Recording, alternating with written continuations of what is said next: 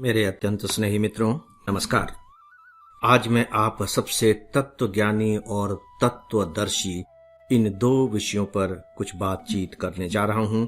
तत्वज्ञानी क्या हो सकता है, इसके बारे में शायद आपको ज्ञान प्राप्त हो गया होगा। मैंने तत्वों की बात की है, ज्ञानी की बात नहीं की है, लेकिन इतना तो आप अपनी तरफ से भी जोड़ सकते हैं कि जिन्हें तत्व की जानकारी मिल गई उन्हें हम कहते हैं तत्वज्ञानी। यहाँ थोड़ी सी एक बात मैं और बताना चाहूंगा। उदाहरण के तौर पर यदि मैं आपसे एक बहुत ही छोटा सा प्यारा सा और सच पूछे तो कुछ बचकाना सा भी प्रश्न है करूं कि आप ये बताएं कि अंग्रेजी में इतनी सारी किताबें लिखी गई हैं, मोटी मोटी किताबें लिखी गई हैं। मान लीजिए कि अंग्रेजी की एक किताब है, बड़े साइज की किताब है और 1000 पृष्ठों की किताब है। तो उस 1000 पृष्ठों की किताब में जितने भी अक्षर हैं, जितने भी वाक्य हैं, जितने भी शब्द हैं, उनकी संख्या कितनी होगी? टोटल की बात मैं नहीं कर रहा हूं। यानी कि जितने भी शब्द वाक्य वहां बने हैं वो कितने अक्षरों से बने होंगे? तो आपके दिमाग में उत्तर आ जाएगा, मात्र 26 अक्षर। ABCD, ए से लेकर के जेड तक 26 अक्षर होते हैं और उन 26 अक्षरों से ही अंग्रेजी के इतने मोटे मोटे पोथे लिखे जाते हैं। क्या हिंदी के बारे में भी ऐसा ही नहीं है? क्या दूसरी सभी भाषाओं के बारे में भी ऐसा नहीं है? हिंदी में स्वर और व्यंजनों की संख्या कुल मिलाकर कितनी है? 46। स्वर और व्यंजनों की संख्या 46 है। और महाभारत लगभग 1000 पेज से भी बड़ी किताब है। उसी में गीता भी है। तो उस महाभारत में जो अक्षर होंगे वो कितने प्रकार के होंगे? 46 प्रकार के, बस। यानी कि 46 अक्षरों ने मिलकर के 1000 पेज की किताब बना दी। और 1000 पेज की किताब क्या है? हिंदी और संस्कृत में लिखी हुई जितनी भी किताबें हैं उन सबको आप इकट्ठा कर लें, टनों वजन उनका हो जाएगा। सबकी रचना इन 46 अक्षरों से ही हुई है। ये तत्व का महत्व है, ये तत्वों का वजन है। मैंने जितने भी तत्वों के बारे में आपसे चर्चा की है, खासकर सांख्य दर्शन के तत्वों से, तो सांख्य दर्शन का ये मानना है कि विश्व में जितनी भी चीजें बनी हैं वे सारी की सारी चीजें इन्हीं से मिलकर बनी है। और साथ ही हमें इस बात का भी ध्यान रखना होगा कि जब हम तत्व की बात करते हैं तो एक तो केमिस्ट्री में बताए गए तत्व हैं जो पदार्थ से जुड़े हुए हैं, जो मटेरियल से जुड़े हुए हैं। लेकिन जो सांख्य दर्शन है वह जीवन की बात करता है, वह पदार्थ की बात नहीं करता। इसीलिए हम केमिस्ट्री की डेफिनेशन को, जो पदार्थ की है, सीधे सीधे हम सांख्य दर्शन पर लाद नहीं सकते। यहां तो जीवन की बात हो रही है। तो आपने पाया होगा कि बहुत से तत्व जिन्हें हम सांख्य दर्शन में तत्व कह रहे हैं वो पदार्थ जैसे मालूम पड़ेंगे, लेकिन हैं वे यहां तत्व, क्योंकि यहां की जो परिभाषा है वह जीवन के संदर्भ में है और केमिस्ट्री की जो परिभाषा है वह पदार्थ के संबंध में है। तो इस अंतर को आपको हमेशा अपने ध्यान में रखना होगा, क्योंकि यदि हम केमिस्ट्री की परिभाषा को जीवन पर आरोपित करने की कोशिश करेंगे तो हमारे निष्कर्ष गलत हो जाएंगे और यहां तक कि हम तर्क की बजाय कुतर्क करने लगेंगे। और कुतर्क से बचना ही है, क्योंकि अर्जुन शुरू में युद्ध न करने के जो तर्क देता है, अर्जुन के तर्कों को सुनने के बाद कृष्ण हल्के से मुस्कुराते हैं। यह लिखा हुआ है गीता में। कृष्ण हल्के से मुस्कुराते हैं और धीरे से कहते हैं कि अर्जुन, बात तुम पंडितों की जैसे कर रहे हो, यानी कि विद्वानों के जैसे कर रहे हो, लेकिन तुम हो नहीं। यानी कि जो तुम्हारे तर्क हैं वे कहीं न कहीं कुतर्क तक पहुंच चुके हैं। तो ये अंतर हमें हमेशा अपने दिमाग में बनाए रखना होगा।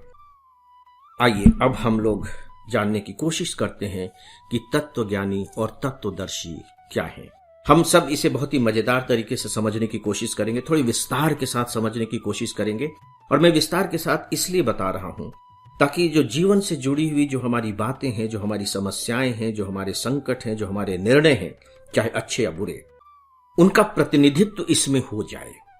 क्योंकि जब मैं उदाहरण दूंगा तो डेफिनेटली उन उदाहरणों से फिर हम अपने अपने जीवन के संदर्भों को जोड़कर देख सकेंगे और तब मुझे लगता है कि गीता का जो ज्ञान है वह सही मायने में हमारे अंदर समा सकेगा। इससे पहले कि मैं अपनी बात शुरू करूं, मैं कृष्ण जी की बात बताना चाहूंगा। यह बात कृष्ण ने अध्याय 2 के 16वें श्लोक में कही है। अध्याय 2 श्लोक 16वां। यदि आप संस्कृत का अंश देखना चाहते हैं तो आप वहां जाकर इसे देख सकते हैं। उसका हिंदी में अनुवाद इस प्रकार से है, ध्यान से सुनिएगा।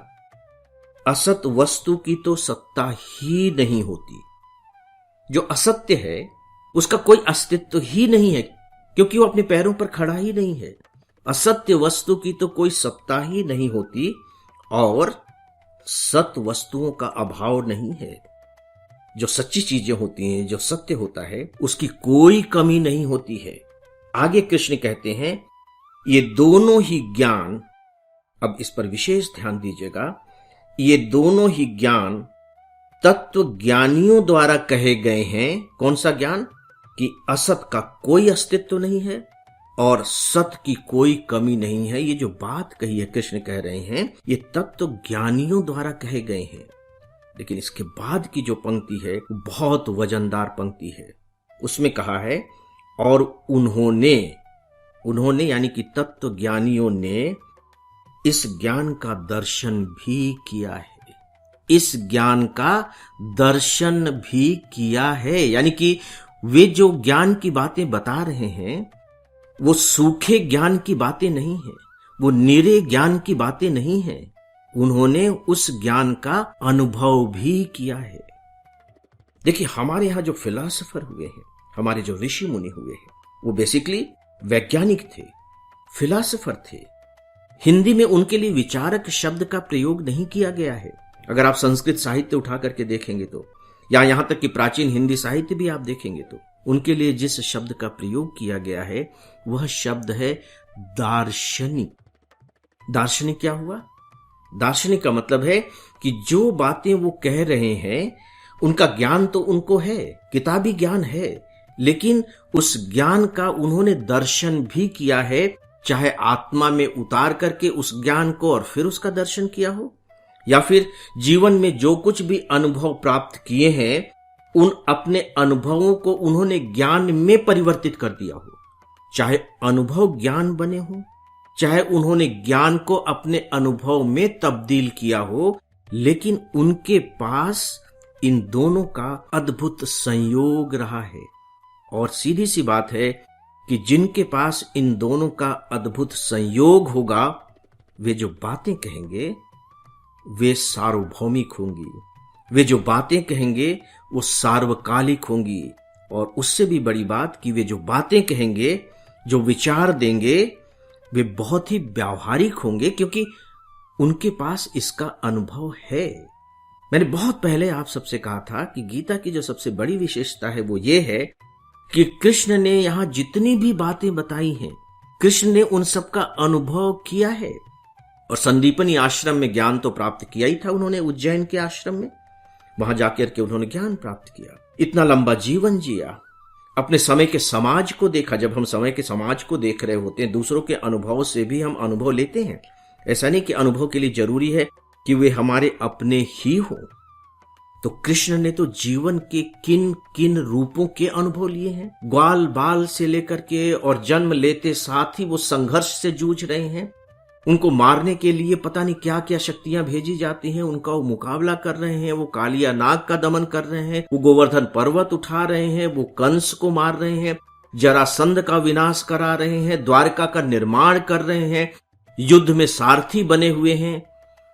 जीवन का इतना व्यापक अनुभव कृष्ण के पास है, और ये जो गीता है उनके इस व्यापक अनुभव का निचोड़ है, उसका रस है।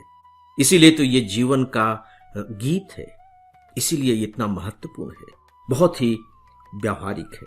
तो आपने यहां दो बातें बहुत स्पष्ट रूप से देख ली हैं, ज्ञान और दर्शन, तत्वज्ञानी और तत्वदर्शी। अगर कोई केवल तत्वज्ञानी है, तत्वदर्शी नहीं है, तो वो संपूर्ण नहीं है। लेकिन अगर तत्वदर्शी है तो वो अपने आप में तत्वज्ञानी की तुलना में ज्यादा महत्वपूर्ण है। बस फर्क इतना ही है कि वो अपने इस अनुभव को ज्ञान में तब्दील करके उस तरीके से बता नहीं पा रहा है, लेकिन वो जीवन तो जी रहा है। तो अगर हम यहां कहना चाहें तो कह सकते हैं कि तत्वदर्शी होना तत्व ज्ञानी होने से बहुत ज्यादा महत्वपूर्ण है। इसीलिए कबीर दास ने कहा था कि पोथी पढ़ी पढ़ी जग मुआ, पंडित भया न कोई। तत्वज्ञानी तो केवल पोथी पढ़ पढ़ करके अपना समय बिता रहे हैं, लेकिन वो पंडित नहीं हुआ है, वो ज्ञानी नहीं हुआ है। ढाई आखर प्रेम का पढ़े सो पंडित होए। यहां प्रेम शब्द का जो अर्थ है वह जगत में व्यवहार करने से है, क्योंकि जब हम प्रेम करते हैं तो उसके साथ हमारा जुड़ाव हो जाता है। जब हमारा जुड़ाव हो जाता है तो हम एक्शन में आ जाते हैं, यानी कि हम अनुभव में आ जाते हैं। अनुभव और ज्ञान ये दोनों मिलकर हमें संपूर्ण बनाते हैं। आज बस इतना ही। अब आप सभी से अनुमति चाहूंगा। मेरा प्रणाम स्वीकार करें। नमस्कार।